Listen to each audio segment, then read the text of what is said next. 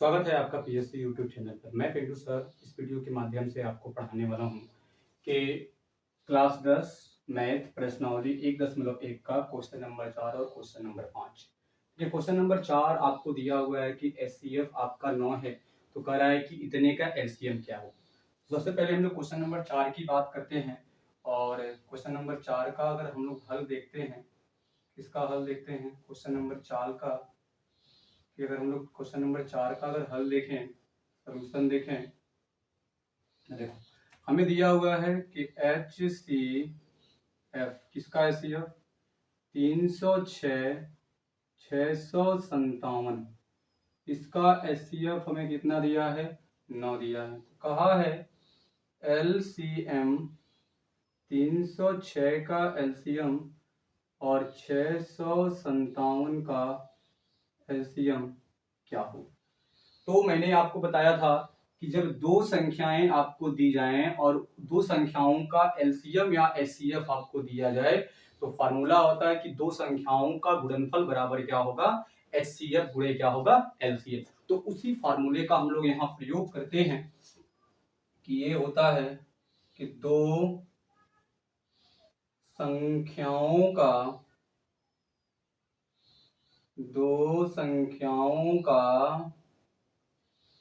गुणनफल दो संख्याओं का जो गुणनफल होगा ये होगा एच सी एफ गुणे क्या एल सी एम। तो यहाँ देखो दो संख्याएं हैं क्या, तो दो संख्याएं आपकी क्या है यहाँ से, तो ये है 306 और एक आपका क्या है 657 गुणे गुणे नहीं बराबर बराबर एचसीएफ कितना दिया है 9, एलसीएम ज्ञात करना है। तो एलसीएम ज्ञात करना है अगर मुझे यहाँ पे, तो 9 यहाँ गुणे के रूप में है, इधर अगर क्या बनेगा भाग के रूप में बनेगा। तो वही चीज यहाँ पे अप्लाई करेंगे 306 गुणे 657 और इस पूरे के बटे क्या बन जाएगा 9 और ये बराबर आपका हो जाएगा एलसीएम। तो अब ये 9 से कटेगा, कोई तो कोई संख्या कटेगी। अगर हम 9 से काटे इसको, देखिए 9 सत्य 63, 9 सत्य 63 ये कटेगा। अगर इसको हम 9 से काटे 9 एक कम 9 और इसको अगर हम काटे तो 9 सत्य 63 कितना बचेगा सर 2 27 और 9 त्रिकी 27। तो अब हम 306 में अगर 73 से गुणा कर दें तो वही हमारा क्या हो जाएगा एलसीएम हो जाएगा बस। तो यहां देखते हैं, यहां कर दे रहे हैं,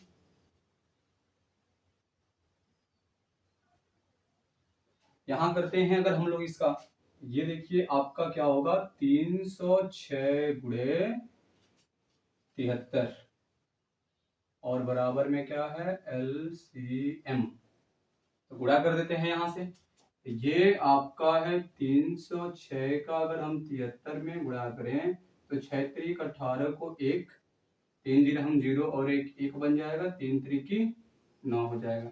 7 6 के 42 को 2 हासिल कितना बनेगा 4, 7 जीरो हम 0 और 4 कितना बन जाएगा 4 और 7 त्रिक कितना बन जाएगा 21।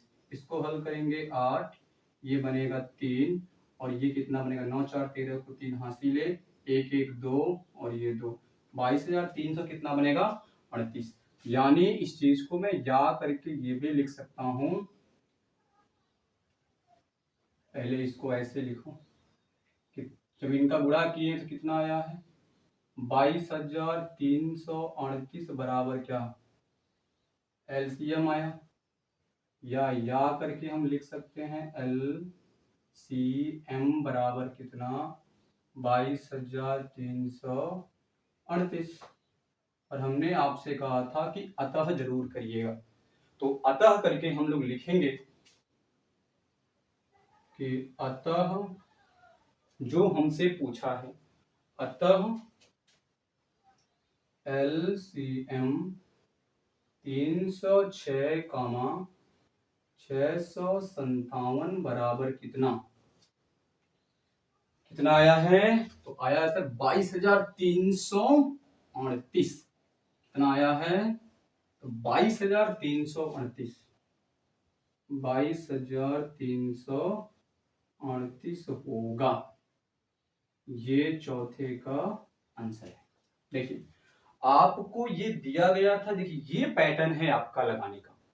अब हम बढ़ते हैं क्वेश्चन नंबर अपने 5 की तरफ। अगर इसमें आपको कहीं भी कोई डाउट होगा तो आप मुझे कमेंट बॉक्स में जरूर बता सकते हैं कि सर ये पॉइंट आपने कहां से लिख दिया, फिर आप मुझे क्लियर करिए। ठीक है, चलिए ठीक है। अब हम बढ़ते हैं अपने क्वेश्चन नंबर 5 की तरफ। तो आइए अब हम देखते हैं क्वेश्चन नंबर 5 हमारा क्या करता है। तो अब मुझे कभी स्पेस चाहिए तो मैं इसको इरेज कर रहा हूं।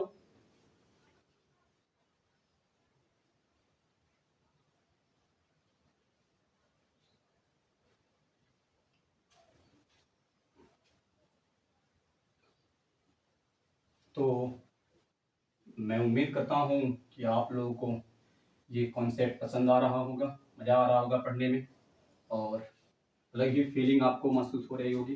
अब हम लोग क्वेश्चन नंबर 5 को देखते हैं। क्वेश्चन नंबर 5 का देखिए सोल्यूशन क्या कहता है।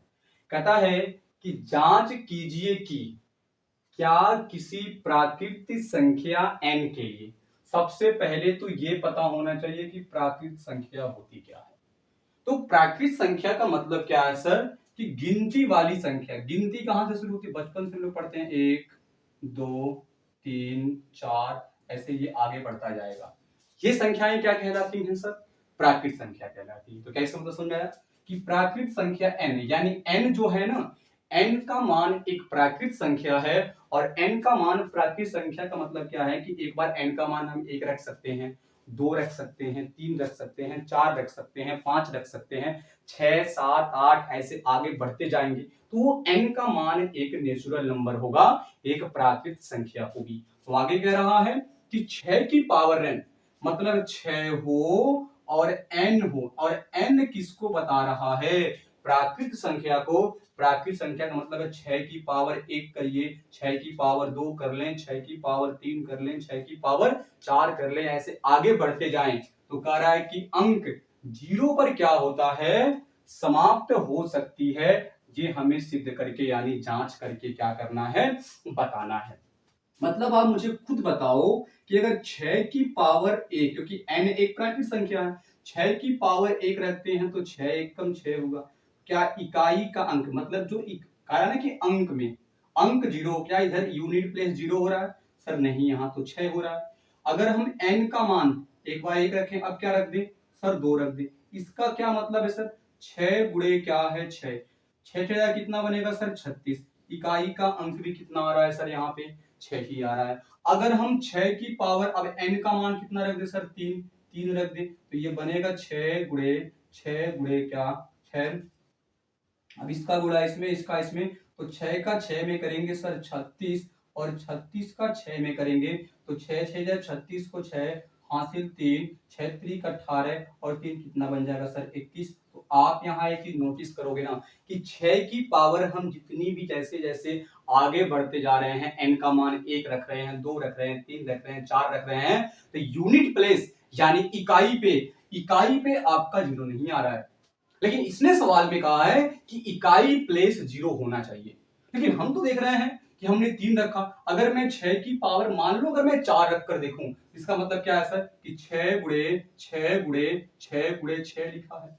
और याद करो 6 का 6 में करेंगे तो क्या होगा सर? 36 होगा। अभी निकाले हैं सर, 6 का 6 में करेंगे क्या होगा सर? 36 होगा। और 36 का वर्ग हम लोग क्या कर दें, मतलब अगर इनका इनका आपस में हम गुणा करें, 36 गुणे अगर 36 करें तो 6 6 36 को 6 हासिल 3, 6 3 का 18, 3 कितना बन जाएगा सर? 21 बन जाएगा। और 3 का अगर हम लोग करते हैं, ये 6 है, अगर हम 3 प्लस हटा रहे हैं, अगर हम इसका इसमें करते हैं 6 हो गया, 3 6 18 को 8 हासिल 1, 3 3 9, कितना बन जाएगा? 10।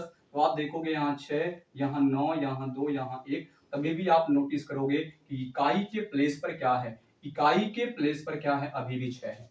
मतलब 6 की पावर आप प्राकृतिक संख्या बढ़ाते जाओ बढ़ाते जाओ बढ़ाते जाओ, इसके इकाई के अंक पे जीरो नहीं आ रहा है। लेकिन इसने कहा है कि सिद्ध करिए, अपनी बातों में सिद्ध करिए कि इस पे क्या रहना चाहिए, जीरो होना चाहिए। और जबकि जीरो नहीं है तो वो शब्द लिखिए कि जिससे हमें मालूम चले कि ये 6 की पावर जीरो पे समाप्त n एक प्राकृतिक संख्या नहीं हो सकती। क्यों? क्योंकि हम देख रहे हैं इसके लास्ट में यूनिट जो प्लेस है वो कितना है सर, जीरो है, आना चाहिए, इसने ये कहना चाह रहा है। लेकिन हम देख रहे हैं कि अगर 6 की पावर n एक प्राकृतिक संख्या रख रहे हैं तो वहां पे हमें हमेशा यूनिट प्लेस यानी इकाई का अंक हमें क्या मिल रहा है, जीरो मिल रहा है।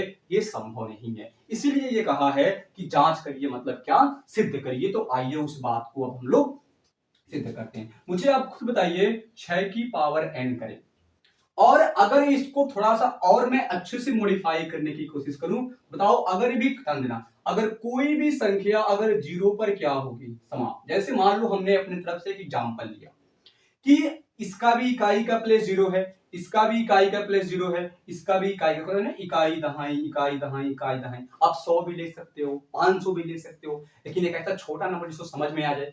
तो हमने कहा कि अगर कोई भी संख्या अगर जीरो पर समाप्त होती है, अगर कोई भी संख्या अगर जीरो पर समाप्त होती है, तो अगर मैं इसका फैक्टर आपको कर को दिखाऊं तो देखो यहां से क्या मिलेगा। अगर मैं 2 से काटूं तो 5, 5 से कटेगा 1, 2 से काटेंगे 10, क्या 2 से कटेगा, जी हाँ 5 होगा, 5 से काटेंगे 1, अगर मैं इसको 2 से काटूं सर 15 होगा, और अगर मैं 3 से काटूं 3 5 सॉरी 3 से 5 बार में 15 होगा, और मैं 5 से काटूं तो 1। तो आप एक चीज नोटिस करोगे, क्या नोटिस करोगे कि अगर कोई भी संख्या अगर शून्य पर क्या होती है, समाप्त होती है, कोई भी संख्या अगर शून्य पर समाप्त होती है, तो देखो ये 10, ये 20, ये 30, देखो इसमें दो चीज कॉमन है। क्या कॉमन है? एक तो सब में देखो 2 आ रहा है, और एक तो सब में देखो क्या आ रहा है, 5। यानी इसका मतलब ये है कि अगर कोई भी संख्या अगर शून्य पर समाप्त होगी तो उसके अभाज्य गुणनखंडों में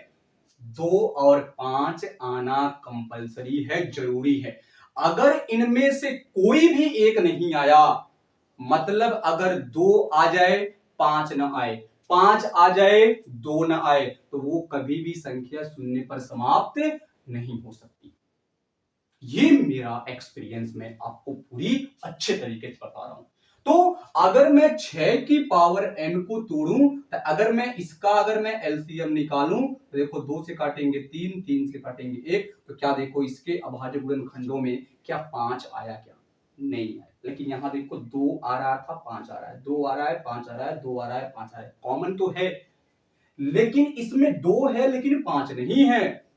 तो हम कह सकते हैं कि 6 के अभाज्य गुणनखंडों में केवल 2 और क्या है, 3 है।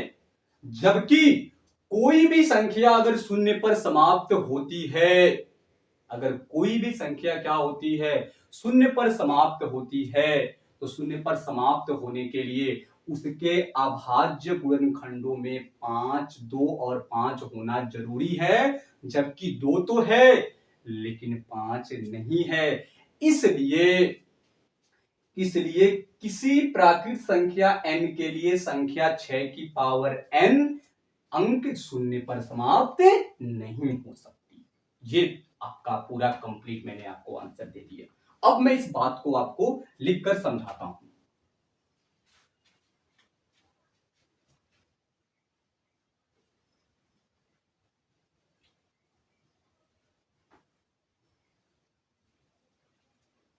तो आइए अब मैं अपने सवाल को सॉल्व करता हूं। मुझे दिया है 6 की पावर n, और मैंने अभी आपको समझाया कि 6 की पावर n, और मैंने आपसे कहा कि अगर ये 6 है, सुनना ध्यान से, 6 है तो 6 को मैं 2 गुणे 3 भी लिख सकता हूं। क्यों? इसकी पावर n। क्यों सर? क्योंकि 6 का जब हम एलसीएम निकालेंगे तो 2 और 3 से ये कट जाएगा, तो ये 6 का भाई गुणनखंड यही होगा। क्या मेरी बात समझ रहे हो? तो 6 की पावर n को मैं लिख सकता हूं 2 गुणे 3 की पावर n। सर इसका क्या मतलब है कि 6 के अभाज्य गुणनखंड 2 और तो 3 ही हैं, ये तो है। तो अब लिखेंगे क्योंकि, देखिए थोड़ा सा ये लैंग्वेज वाला क्वेश्चन है, क्योंकि 6 के, क्योंकि 6 के अभाज्य, क्योंकि 6 के, क्योंकि 6 के अभाज्य गुणनखंड, क्योंकि 6 के अभाज्य गुणनखंडों, क्योंकि 6 के अभाज्य गुणनखंडों में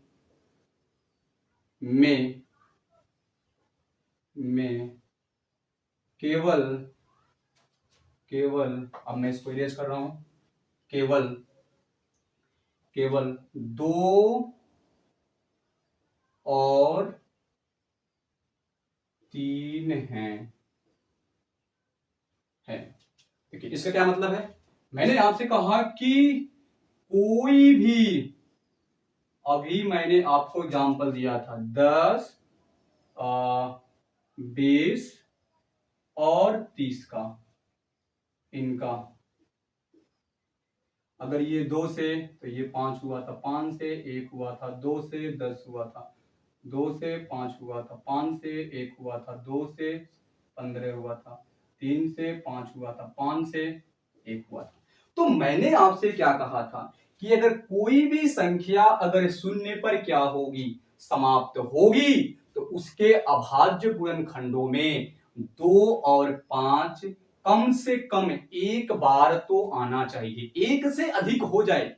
जैसे यहां देखो 2 एक बार आया है, इसमें 2 एक बार आया है, लेकिन इसमें 2 दो बार आया है, इसमें एक ही बार 1 है, एक ही बार 5 है। मतलब कोई भी संख्या अगर शून्य पर समाप्त होगी तो उसके अभाज्य गुणनखंड में कम से कम 2 और 5 कितनी बार आना चाहिए? सर एक बार तो 2 आए, एक बार तो 5 आना ही चाहिए, उससे अधिक आ जाए कोई इफेक्ट नहीं है, कोई परिवर्तन नहीं है।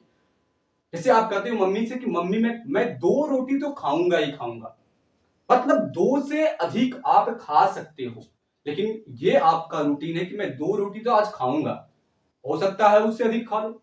उसी तरह कम से कम 2 और 5 आने जरूरी हैं, लेकिन यहां देखो 6 के अभाज्य गुणनखंड में केवल 2 और क्या है 3, 2 तो आया लेकिन 5 नहीं आया। और मैंने कहा कि अगर किसी भी कोई भी संख्या अगर शून्य पर समाप्त होगी तो 2 और 5 दोनों आना चाहिए। अगर इसमें से कोई भी एक नहीं आया, या वो 2 ना आए या ना 5 आए, तो वो संख्या कभी भी शून्य पर समाप्त नहीं हो सकती।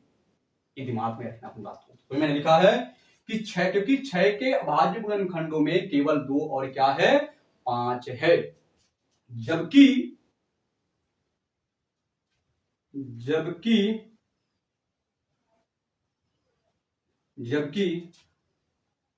शून्य यानी 0, जबकि शून्य यानी 0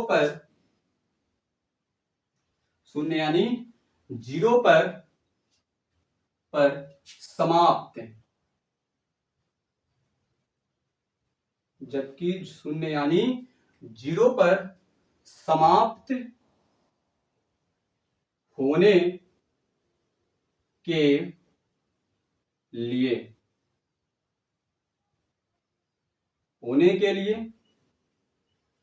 के लिए 6, जबकि शून्य पर समाप्त होने के लिए 6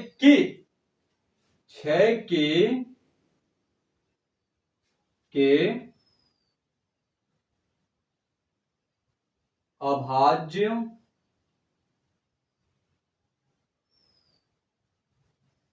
अभाज्य गुणनखंडों में,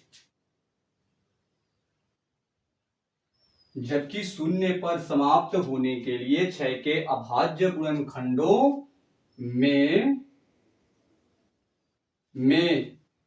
कम से कम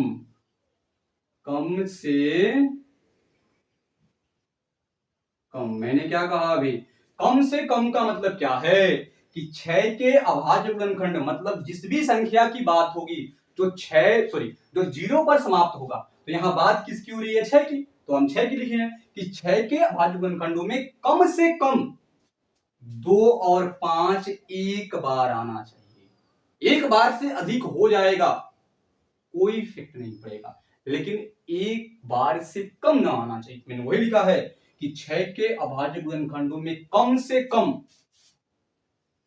2 और 5, कम से कम 2 और 5, 6 के अभाज्य गुणनखंडों में कम से कम 2 और 5 एक बार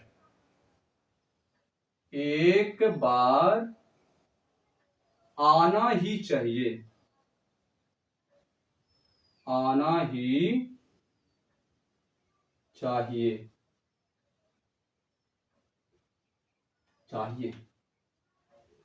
जो कि 5 नहीं है। क्यों? क्योंकि इसके अभाज्य गुणनखंड में 2 है, 5 तो है ही नहीं है, तो वही लिख देंगे।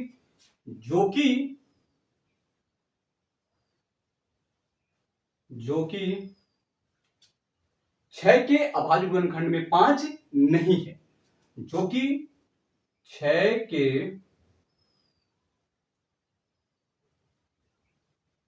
अभाज्य गुणन,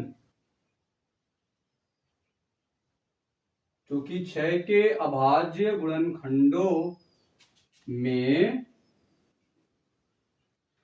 जो कि 6 के अभाज्य गुणनखंडों में 5 नहीं है।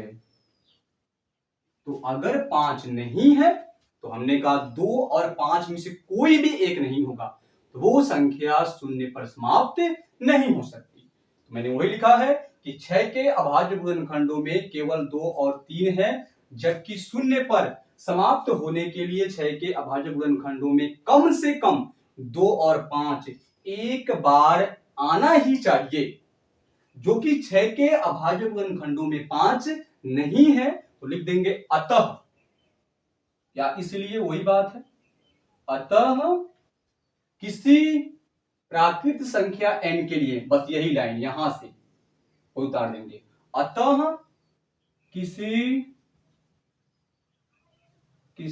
प्राकृत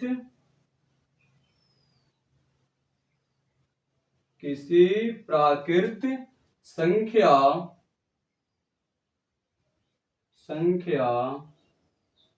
n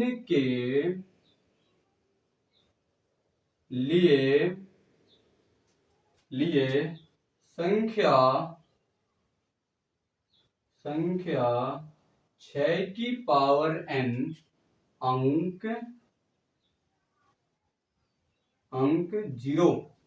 0 यानी शून्य। तो यहां मैंने पहले में हिंदी में लिख दे रहा हूं, शून्य और ब्रैकेट में 0 बना दे रहा हूं, शून्य और ब्रैकेट में 0 पर समाप्त।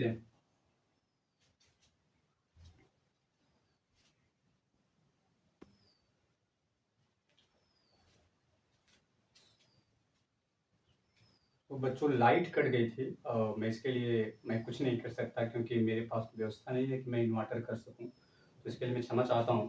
और यहाँ पर मुझे यही आपको बताना है, बस एक सेकंड का टाइम दीजिएगा थोड़ा सा।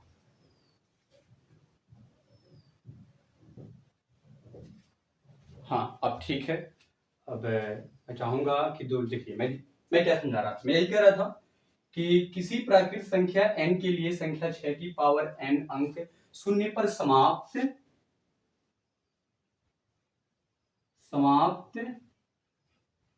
नहीं हो सकती है, नहीं हो सकती है। क्यों नहीं हो सकती? क्योंकि मैंने आपसे कहा कि अगर कोई भी संख्या अगर शून्य पर क्या होगी, समाप्त होगी, तो उसके अभाज्य गुणनखंडों में कम से कम आपका एक बार तो 2 और एक बार क्या आना चाहिए, 5 आना चाहिए। जबकि 6 के अभाज्य गुणनखंड में 2 तो है लेकिन 5 नहीं है। इसलिए देखिए मैंने वही बात लिखी है कि 6 के अभाज्य गुणनखंडों में केवल 2 और 3 है, जबकि शून्य पर समाप्त होने के लिए 6 के अभाज्य गुणनखंडों में कम से कम 2 और 5 एक बार आना ही चाहिए, ये जरूरी है, जो कि 6 के अभाज्य गुणनखंडों में 5 नहीं है। अतः किसी प्राकृत संख्या n के लिए 6 की पावर n अंक 0 पर समाप्त नहीं हो सकती। तो इस वीडियो के माध्यम से बस इतना ही। बीच में थोड़ा सी लाइट कट गई थी, इसके लिए मैं आपसे क्षमा मांगता हूं, क्योंकि थोड़ा सा आप लोग को इशू लगेगा, लेकिन मैं ये वीडियो अंततः मैंने आपको दे दिया है। तो ये आपका क्वेश्चन नंबर 4 और 5 का सोल्यूशन है। ये वीडियो आपको कैसा लगा कमेंट बॉक्स में जरूर बताएं।